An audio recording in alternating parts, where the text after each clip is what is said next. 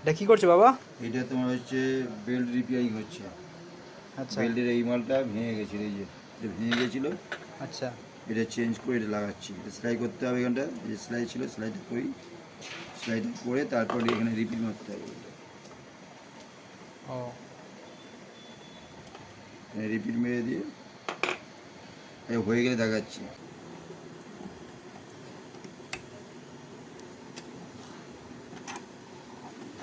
টুকে দিলে হয়ে যাবে। এইটা না ভেঙে গেছে।